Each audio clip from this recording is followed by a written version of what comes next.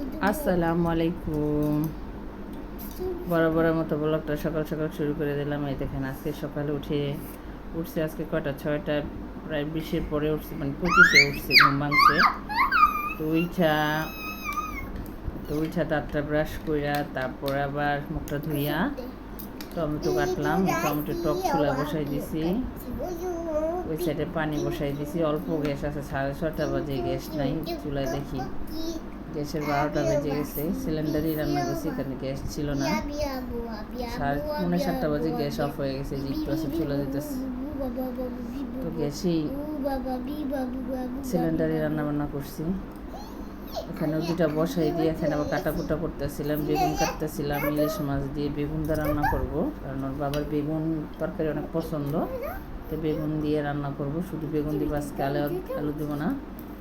তারপর আবার সিম, বেগুন, আলু, তারপরে টমেটো, এগুলো দিয়ে বেশি করে তারপরে শুটকি রান্না করব, চান্দা মাছের শুটকি রান্না করব। 2টা ডাটা দিব, তারপর 2টা আলু দিব, সব পদে মিলাই ঝিলাই রান্না করব। কিন্তু আজকে আর ভাজি করব না। এখানে একটা ছোট্ট একটা টেম্পো ইলিশ নিছি। তো ছোটো ছোটো ইলিশ ছিল, কিছু করার নাই। তো আমাদের এই ছোটো ইলিশে 2জনে হয়ে যায়। তো বড় বড় করে কাটবো, 3 পিস করব, 2 পিস করবো, মাথার লেন্সে 4 পিস। তো বাবারে দিয়ে দিব 2 পিস। এটা কাটাকুটা করে ধুয়ে ঠুয়ে রেডি করে নিব। ধোয়া ঠোয়া শেষ। এখন আবার টমেটো টক হয়ে গেছে, এটাকে বাগার দিতে হবে। তো পেঁয়াজটা বেশি ভাজা হয়ে গেছে, এখানে আমি এটা বাগার দিব। মানে 2টা আলু সিদ্ধ দিছি এটার ভিতরে, এই টমেটোর ভিতরে, যে টকটা খেতে মজা লাগে, আঠালো আঠালো হয়েছে। আজকে টমেটো টকটা আসলে মজা হয়েছে। আজকে পেঁয়াজটা বেশি মানে কালার হয়ে গেছে, পুড়ে গেছে। মাছ ধুতে যা হয়ে গেছে। এখন আমি ইলিশ মাছটা একটু ভাজা দিব, ভাজা ছাড়া রান্না করতে না বলছে বাবা। তো আমি মাথাটা খাবো আর 2 পিস বাবা খাবে, মেয়ে ইলিশ মাছ খাবে না। তো এখানে এসে বেগুনের তরকারিটা বসাই দিতেছি। ইলিশ মাছ আর বেগুন দিয়ে যেটা তরকারি, ওটা এক চুলায় মনে করেন 1 ঘন্টার ভিতরে মনে করেন রান্না করা যায়। 3 পট রান্না করো, কাটতে ধুইতে তো সময় লাগে। তারপরে আবার মনে করেন এটা বসাই দিয়ে একটু হাঁটাহাঁটি করি, 10-15 মিনিট হাঁটি, তারপর আবার এসে রান্না করি। এই যে বেগুনটা কষাইতেছিলাম, আমি আবার পেঁয়াজ বাটা দিয়ে রান্না করি, তখন পেঁয়াজ বাটা দিয়ে রান্না করছি। এখানে পানিটা দিয়ে দিছি অল্প করে পানি দরকার। বেগুন হচ্ছে নরম তরকারি, বেগুন তাড়াতাড়ি গইলা যায়, তো অল্প করে পানি দিছি। এটাকে একটু ঢাইকা দিব। ঢাকা দেওয়ার পর উঠে তারপর একটু সামান্য জিরা ফাঁকি দিতে হবে। জিরা ফাঁকি দিয়ে তারপরে লবণ টবণ টেস্ট করে তারপরে এটারে মাছগুলো দিয়ে দিতে হবে। তো তরকারিটা প্রায় হয়ে আসছে। এখন আমি একটু সব দেখলাম, সব ঠিক আছে। এখন ধনেপাতা দিয়ে দিব,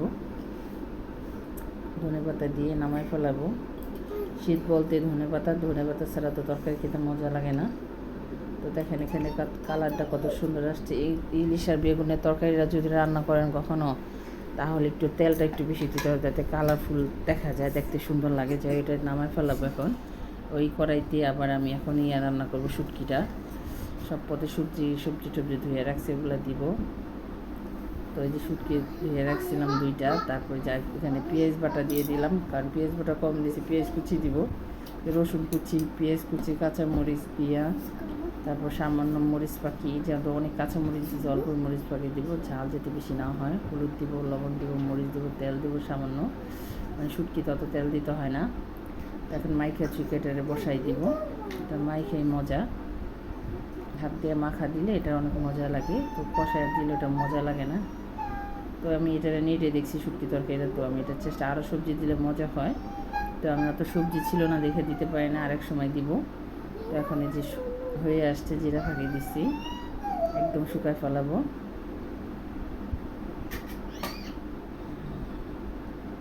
শুটকি তরকারিটা খেতে অনেক মজা হয়েছিল। শুটকি একদম পোড়া হয়ে গেছে।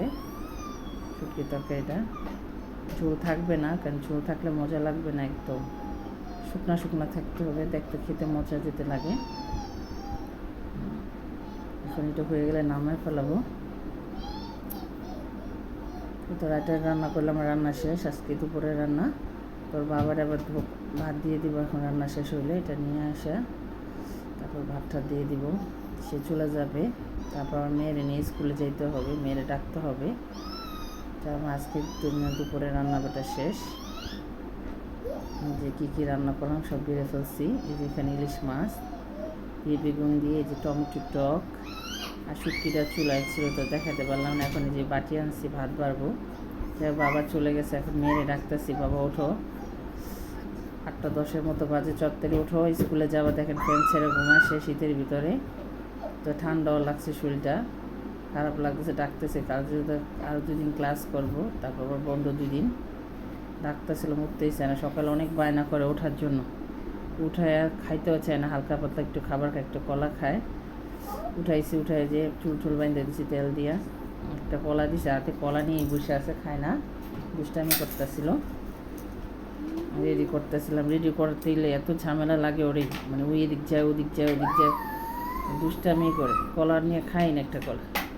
আবার আমার ভয়ও পায়, মানে কিছু বললে যদি মানে যা বলবো তাই শুনে, যদি বলি এখানে দাঁড়ায় থাকো দাঁড়াই থাকো, মানে আমার খুব ভয় পায়। মানে আমার মেয়ে লক্ষ্মী আছে, এমনি আমার কথা শুনে, আবার আমার বেশি ভালোবাসে, বাবার চেয়ে বেশি ভালোবাসে আমার। যাক, মেয়েরে রেডি করে এখন স্কুলে দিয়ে আসবো। সকালে যে আর ঘরে বাচ্চা কাচ্চা আছে সে বোঝে যে বাচ্চা কাচ্চা পেরেশানি কী। সকালে রান্না বাড়া করে বাচ্চা দেখা স্কুলে দিয়ে, আবার স্কুল থেকে নিয়ে আসা, আবার একটা কাজ করা, কী যে কষ্ট।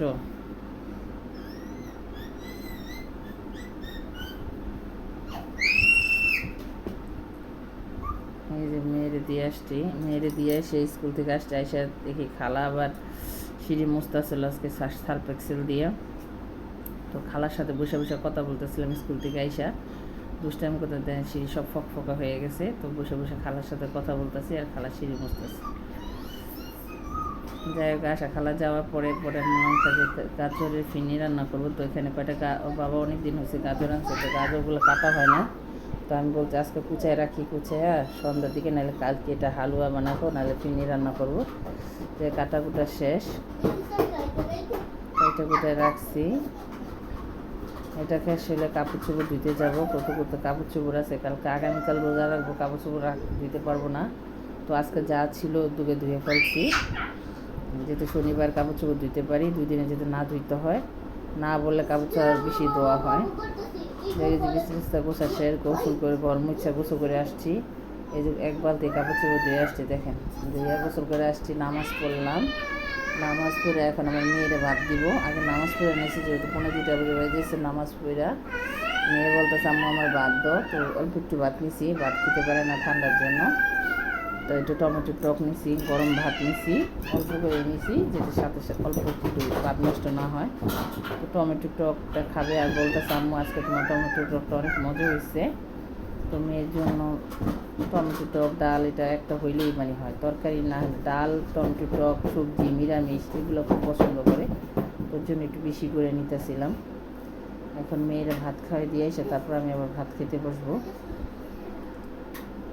আমার মতো আমার মেয়ের আমি লবণ খাওয়া শিখাইতেছি, চেষ্টা করছিলাম যে মেয়ের লবণ দেবো না, তো মেয়ের স্বাদ বুঝে গেছে, লবণ না দিলে বলে কি মজা হয় নাই।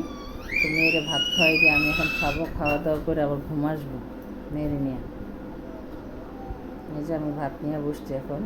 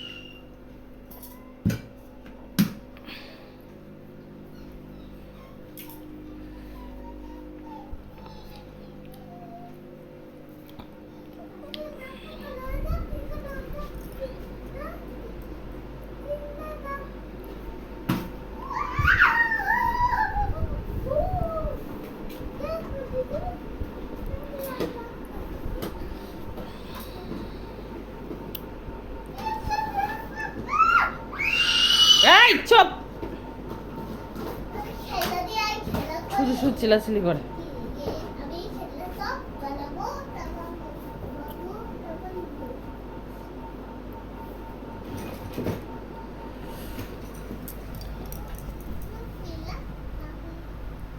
তো ভাত নিয়ে বসছি আর কথা বলতেছিলাম, ভাত নিয়ে বসে বসে কথা বলতেছিলাম, দুষ্টামি করতেছিলাম ভাত নিয়ে। যাই হোক, আপনাদের সাথে একটু শেয়ার করলাম।